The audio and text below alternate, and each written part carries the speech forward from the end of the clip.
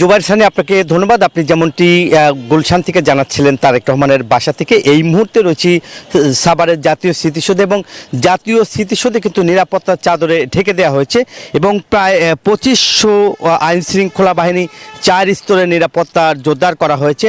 পাশাপাশি কিন্তু dog squad দিয়ে কিন্তু এখন জাতীয় স্মৃতিসৌধে সুইপ করা হচ্ছে।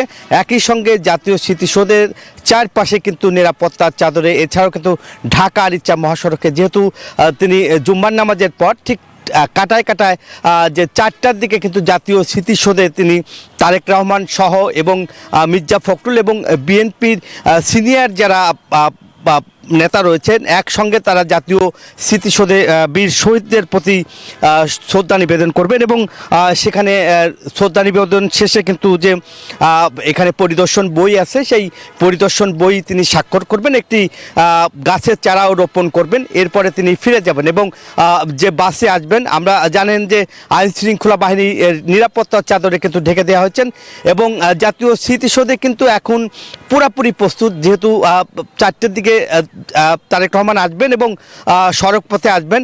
এছাড়াও কিন্তু যে উঁচু যে বিল্ডিংগুলো রয়েছে, সেই সব বিল্ডিংগুলোতেও কিন্তু আমরা দেখেছি আইন শৃঙ্খলা বাহিনী মোতায়েন করা হয়েছে। একই সঙ্গে সিসিটিভি বসানো হয়েছে, মহাসড়ক জুড়ে কিন্তু সিসিটিভি বসানো হয়েছে। একই সঙ্গে কিন্তু জাতীয় স্মৃতিসৌধে কিন্তু যে গণপূর্ত বিভাগের পক্ষ থেকে কিন্তু সিসিটিভি বসানো হয়েছে এবং গণপূর্ত বিভাগ আমাদেরকে যেটি জানিয়েছেন যে জাতীয় স্মৃতিসৌধে এখন তারেক রহমানের শ্রদ্ধা নিবেদনের জন্য পুরাপুরি প্রস্তুত। এই ছিল আমার কাছে জাতীয় স্মৃতিসৌধের সর্বশেষ তথ্য। ফিরে যাচ্ছি স্টুডিওতে মনির কাছে। মনি।